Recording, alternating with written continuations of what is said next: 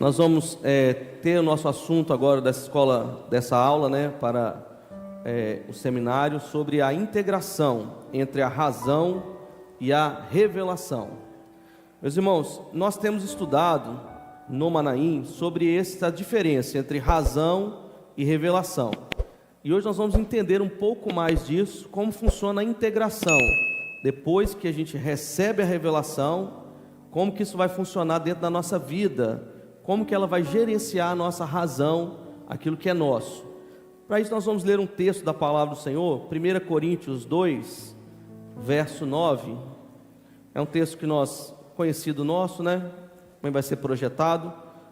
1 Coríntios 2, verso 9. Amém? Diz assim, olha: mas como está escrito, as coisas que o olho não viu e o ouvido não ouviu e não subiram ao coração do homem, são as que Deus preparou para os que o amam. Meus irmãos, nós a cada dia, obrigado, pastor.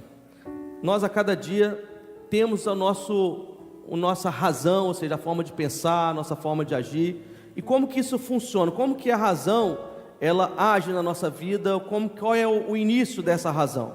Toda razão ela está baseada nos sentidos humanos, aquilo que nós já estudamos outras vezes. Os nossos 5 sentidos, eles determinam a nossa interação com o meio externo, e assim nós vamos produzindo o nosso conhecimento desde quando nós somos uma criança, onde nós começamos a testar esses sentidos. Lá quando a criança ela pega alguma coisa, ela balança, porque chama a atenção dela, chama a atenção dos olhos, do ouvido. Ela de vez em quando bota na boca para sentir o gosto. Então ela está testando os seus sentidos, e ali ela vai formulando já a sua razão, ou seja, ela pega uma coisa e tem ali uma percepção daquilo que ela estava fazendo, e ela tira as suas conclusões. Assim funciona a nossa razão, desde a nossa pequenice até a nossa velhice. A nossa razão ela vai depender desses estímulos externos, que são os nossos sentidos. Então assim funciona a nossa razão. Mas como a revelação funciona? Nós já temos estudado que a revelação não passa pelos sentidos humanos, ela vai direto na nossa alma e toca a nossa alma. Mas isso vai proporcionar o quê? Nós vamos ver aqui agora, olha, por exemplo, aqui está o nosso cérebro, uma animação. Nós temos 2 locais do cérebro que são fundamentais para nós. Por exemplo, o hipotálamo e o hipocampo. O hipotálamo, entre outras funções, ele vai determinar quando nós estamos, por exemplo, com sede ou com fome. Então, quando nós estamos com sede, é o hipotálamo que está fazendo, olha, você bebeu pouca água, você está com sede. Mas isso é biológico, é a nossa sede biológica. Mas como que isso aqui age quando o salmista fala o seguinte: a minha alma tem sede do Deus vivo? É esse hipotálamo que está sendo acionado? Não, porque isso aqui é fisiológico. É a nossa alma que anseia um Deus todo-poderoso. Então, quando nós temos uma experiência com o Senhor descedenta a sede da nossa alma. Então ela vai lá na nossa alma e transforma isso. E aí nós temos uma experiência maravilhosa com o nosso Deus. Um outro local é o hipocampo, que é onde nós formulamos as nossas memórias. Vou dar um exemplo para os irmãos, como a alimentação é um dos melhores exemplos para isso. A alimentação é uma forma complexa de nós usarmos todos os nossos sentidos. É uma interação complexa de todos os sentidos. Por exemplo, quando você vê o alimento ele tem que estar bem, assim, visualmente. Isso é uma primícia da culinária, por exemplo, da gastronomia. O alimento ele tem que estar bem visualmente, ele tem que estar bom do cheiro e do gosto. Por quê? Porque o nosso sentido age dessa forma. Então você vai ver o alimento, ele tem que estar bem, você tem que olhar, ele tem que ter um aspecto bom. A mesma coisa o cheiro, o olfato. Nós vamos sentir o cheiro do alimento, também tem que estar bom. Quando a gente vai se alimentar, quando a gente pega ali o alimento e coloca na boca, a gente está testando 2 sentidos ao mesmo tempo. O primeiro deles, o paladar, que vai sentir o gosto. Mas também a gente está testando ali a textura do alimento. Se o alimento é quente ou frio, isso é o tato. Se ele é mais viscoso, se ele é mais rígido. Então tudo isso nós estamos testando com o nosso paladar, com a nossa boca, o tato e o paladar ao mesmo tempo. Mas e a audição? Vai aonde? quando o alimento é crocante. A gente mastiga e aquele barulho da crocância nos dá a ideia de crocante, também de frescor. Então vê que nós estamos usando todos os nossos sentidos para trazer o quê? Para trazer uma percepção daquilo que nós estamos nos alimentando. Isso vai para onde no nosso cérebro? Cada local do cérebro pega essa informação e leva para um lugar chamado córtex multimodal. Ali no córtex multimodal, com toda essa informação, o cérebro vai trazer uma informação que é subjetiva, que é a nossa percepção. Passo próximo. A nossa percepção, ele vai colocar ali agora, o alimento é bom ou o alimento é ruim? Eu gostei ou não gostei? Eu gostei muito ou eu tenho aversão a esse alimento? Porque essa informação daquilo que eu peguei dos meus sentidos, com mais essa informação que é subjetiva, ela vai gerar em nós uma memória. E aí o hipocampo vai agir, vai registrar uma memória. Eu gostei ou não gostei do alimento. Repare que isso é subjetivo, porque eu posso ter o mesmo alimento e eu gostar e outra pessoa não gostar. A mesma coisa. Posso ter um alimento que eu gosto muito e outra pessoa não tem aversão, não consegue passar nem perto.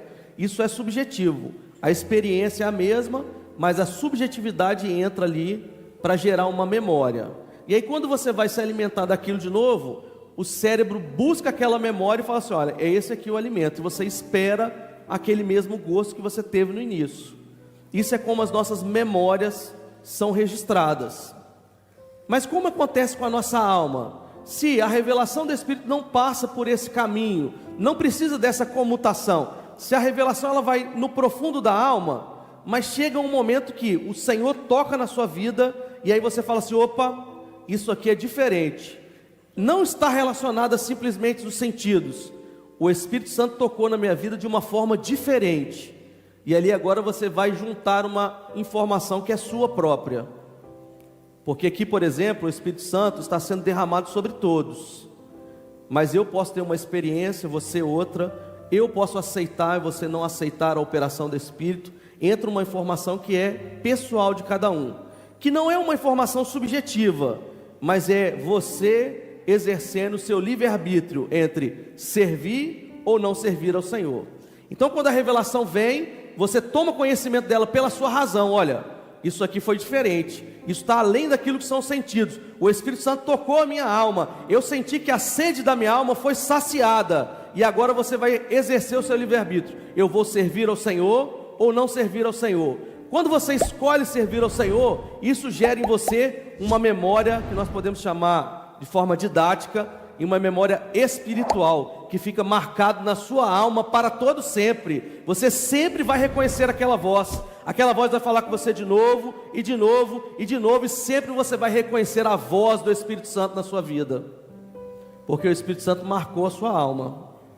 Isso nós temos experiências no próprio campo científico. Passa o próximo para mim, por gentileza. Aqui nós temos duas experiências do campo científico mesmo.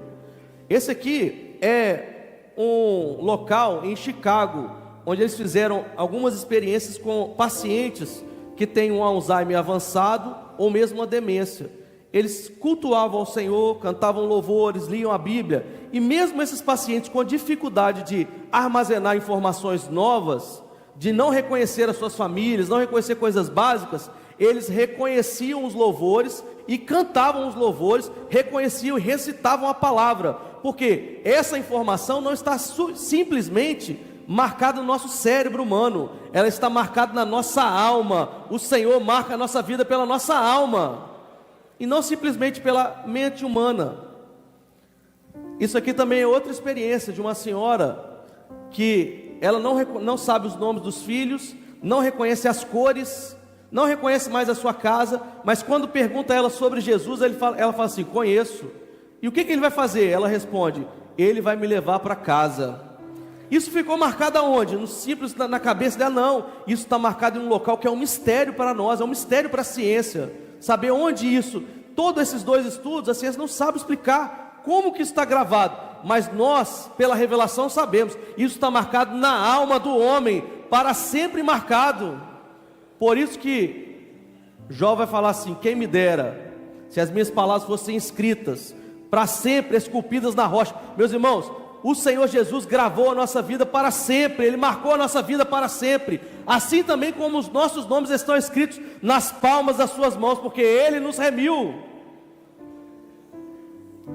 Isso é maravilhoso para nós, entendemos como existe essa interação, mas como nós vemos isso na palavra? Vamos para um exemplo na própria palavra, vamos aqui usar o exemplo de Natanael. Repare os irmãos, acompanhe comigo aqui na leitura, olha, Filipe achou Natanael e disse: havemos achado aquele a quem Moisés escreveu na lei e os profetas, Jesus de Nazaré, filho de José. Filipe chegou para Natanael. O que Filipe fez com Natanael? Pode deixar o texto aqui. O que Filipe fez com Natanael? Filipe evangelizou, não é isso? Falou daquilo que ele, da experiência dele, Filipe, para Natanael. Olha, nós achamos aquele que fala Moisés e os profetas. Então Filipe evangelizou. Só que Natanael, ele vai tomar uma posição de questionamento. Natanael vai falar assim: olha, pode vir alguma coisa boa de Nazaré? Aí Filipe diz: vem ver. Repara que, vamos analisar agora pela ótica da razão esse texto. Era para Natanael acompanhar Filipe onde Filipe estava indo? Sim ou não? Sim ou não, irmãos? Pela ótica da razão, não, porque Natanael falou assim: pode vir alguma coisa boa? Não, vai lá que eu nem vou. O que eu vou fazer lá? Ele mesmo declarou: pode vir alguma coisa boa de Nazaré? Era para ele não ir. Meus irmãos, nós também, a nossa vida, um dia nós recebemos um convite de alguém. Alguém nos evangelizou, assim como Filipe evangelizou a Natanael. E às vezes pela nossa razão, nós nem queríamos ir, mas o Espírito Santo moveu a nossa alma para ir ter um encontro com Jesus. O Espírito Santo moveu Natanael para ele ter um encontro com Jesus. Você está aqui nesta tarde porque o Espírito Santo moveu a sua vida para você um dia ter um encontro com Jesus. Às vezes mesmo sem querer ir, sem poder, mas você foi. Será que vai ter alguma coisa lá? Vou lá para quê? O que eu vou fazer lá? Natanael, ele foi porque ele foi movido pelo Espírito Santo, não pela palavra de Filipe. Porque pela palavra de Filipe ele questionou no ato: pode vir alguma coisa boa de Nazaré? Mas Natanael foi. Aí Jesus viu Natanael vir ter com ele e disse: olha, eis aqui um verdadeiro israelita em quem não há dolo. Jesus mostrou aqui que aqui nós temos um ensinamento. Jesus, ele conhece a nossa vida. Jesus, ele conhece a sua vida, ele conhece a sua necessidade, o seu anseio. Jesus conhece todas as coisas. Quando ele te trouxe para a presença dele, foi porque ele conhecia a sua necessidade e ele supriu a necessidade da sua alma. E aí Jesus fala com Natanael: Natanael, olha, você é um verdadeiro israelita em quem não há dolo. O que Natanael fez? A mesma coisa que ele fez com Filipe. Ele questionou. Olha, disse Natanael: de onde me conheces tu? Você questionou de novo. Jesus estava conversando com ele: não, de onde você me conhece? É o questionamento de Natanael. Enquanto isso era só um diálogo entre Jesus e Natanael. Agora vai acontecer uma coisa que é um mistério, que está aqui na palavra, olha. E Jesus respondeu e disse: antes que Filipe te chamasse, eu te vi estando tu debaixo da figueira. Pela razão, Natanael ia fazer o que aqui? Qual seria a próxima pergunta? Como que você me viu? Onde? Que horas? Como é que eu estava? Que horas você passou lá? Ele não estava vindo num processo de questionamento de tudo? Sim ou não, irmãos? Só que aqui acontece alguma coisa que é um mistério, porque aqui entra a revelação do Espírito, ou seja, a palavra de Jesus, a profecia, o conhecimento de Jesus entrou na vida de Natanael por uma forma diferente das outras duas frases. Porque Natanael não questiona mais. Natanael vira e fala assim: olha, Rabi, tu és o Filho de Deus, tu és o Rei de Israel. Ou seja, a palavra de Jesus aqui em cima foi no profundo da alma de Natanael e fez Natanael tirar o questionamento e agora reconhecer Jesus como Rabi, ou seja, como mestre, como Filho de Deus e como Rei de Israel. Meus irmãos, um dia a revelação entrou na nossa vida e tirou todas as dúvidas, ou seja, nos tirou os questionamentos e nos fez reconhecer como Jesus, o Senhor dos senhores e Rei dos reis. Quando a revelação entrou na nossa vida, mudou a nossa história. Mudou a nossa história, que era uma história que caminhava para a morte, para uma história que agora caminha para a vida eterna com o Senhor. E aqui é o mistério, porque Jesus não falou nada demais. Jesus simplesmente, olha, antes que Natanael te chamasse, eu te vi debaixo da figueira. Não tinha nada demais, podia haver outro questionamento, mas ali existia um componente que é espiritual, que é a revelação que vai lá no profundo da alma e muda a história do homem. Jesus então depois responde, mas só porque eu te falei que te vi debaixo da figueira, crestes? Meus irmãos, o Espírito Santo nos faz crer na palavra eterna do Senhor Jesus. É o Espírito Santo quem nos convence de que Jesus morreu, mas que Jesus ressuscitou e que voltará para buscar esta igreja. O Espírito Santo nos convence de tudo isso. Por isso Natanael ele vem e fala assim, ó, Rabi, mestre que fala da doutrina. Natanael reconhece Jesus como a doutrina viva. Por isso é importante estarmos na escola bíblica dominical. Natanael reconhece Jesus como Filho de Deus, ou seja, aquele que tira o pecado do mundo, mas também reconhece Ele como Rei de Israel, ou seja, aquele que estava sobre ele a profecia de reinar em Israel. Nós também um dia reconhecemos o Senhor Jesus pela revelação do Espírito, ou seja, nós não estamos aqui porque alguém pregou e nos convenceu. Nós não estamos aqui porque gostamos desse programa social. É bom e salutar viver em união e comunhão com os irmãos, mas nós estamos aqui porque o Espírito Santo um dia tocou a nossa alma com essa revelação preciosa. E aí, meus irmãos, outra coisa que o Senhor faz, Ele estava debaixo da figueira. A figueira fala de Israel, fala daquilo que é a lei. Um dia nós estávamos debaixo da lei, todos morreram, todos pecaram e destituídos foram da glória de Deus. Estávamos mortos em delitos e pecados, nós estávamos debaixo da lei, mas a mão forte do Senhor nos tirou de lá e nos trouxe para de braço da sua maravilhosa graça, onde agora nós estamos vivos pelo sacrifício glorioso de Jesus. O Senhor te tirou e te trouxe para viver esta obra maravilhosa. E qual é o resultado disso? Versículo 51, passa o próximo para mim. O resultado está aqui, olha. Qual é o resultado de você deixar a revelação guiar a sua vida, guiar a sua razão? O resultado está aqui, é muito simples. Na verdade vos digo, que daqui em diante vereis os céus abertos, e o Filho e os anjos de Deus subirem e descerem sobre o Filho do Homem. Há dois resultados aqui maravilhosos. O primeiro deles é o seguinte: o céu está aberto para nós. O céu não está fechado para nós, a porta da eternidade está aberta para a nossa vida e ficará aberta para nós que seremos arrebatados para todo sempre, que ela não vai se fechar, ela vai se fechar para o mundo. Depois que a igreja for arrebatada, a porta se fecha para o mundo, mas para nós ela não se fecha. O que acontece lá no livro de Salmos?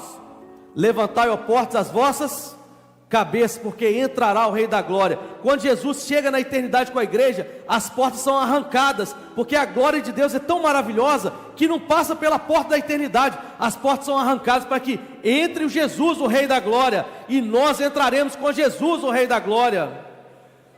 Por isso que a palavra diz que em Jerusalém há 12 portas, 3 viradas para o leste, 3 para o oeste, 3 para o norte e 3 para o sul, porque no dia do arrebatamento os anjos percorrerão os 4 cantos da terra, e aonde estiver um servo, ele vai ser recolhido, e ele vai chegar e haverá uma porta aberta em Nova Jerusalém.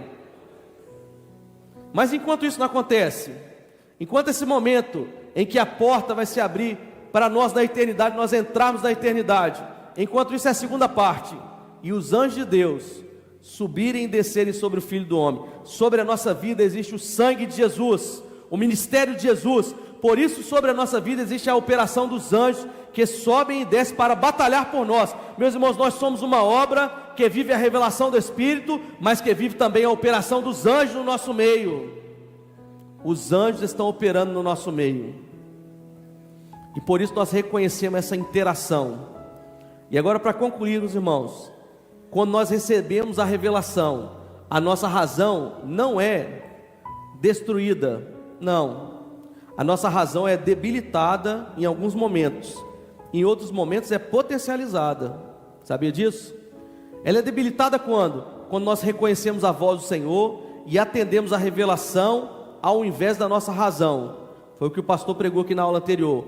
Paulo queria ir para Bitínia, razão. veio a revelação e falou assim: passa a Macedônia.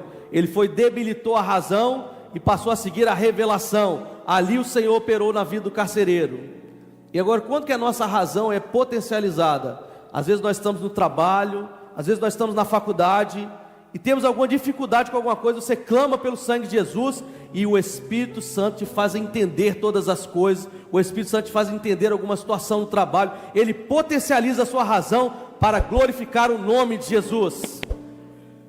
Isso é maravilhoso para nós, potencializar aquilo que é a nossa razão também, ou seja, fazer com que nós venhamos entender mais do que nós entenderíamos. E aí nós temos inúmeras experiências, do servo que precisava estudar para uma prova e precisava tirar 9,8, 9,2 na prova, e ele não tinha tempo para estudar, e um anjo chegou com ele, começou a estudar aquela aula. Quando chegou no dia seguinte, a prova era exatamente aquilo que o anjo estudou com ele, e ao invés de 9,2, ele tirou 9,8 e foi aprovado. Por quê? A revelação potencializou a razão. Meus irmãos, a revelação, quando ela gerencia a nossa vida, nós só temos benefícios na presença do Senhor. Por isso a importância dessa integração entre aquilo que é a razão e a revelação do Espírito. Nós possamos a cada dia deixar a revelação do Espírito guiar a nossa vida, porque nós estaremos para sempre caminhando na presença do Senhor e para sempre sermos vitoriosos na presença do Senhor. A igreja passa por provas, por lutas, batalhas, mas a igreja fiel não passa por derrotas, porque o Espírito Santo guia a vida dele para que ele seja vitorioso na presença do Senhor. As lutas vêm, mas a derrota não vem não. A vitória vem pelo poder glorioso do sangue de Jesus. Vamos cantar um louvor.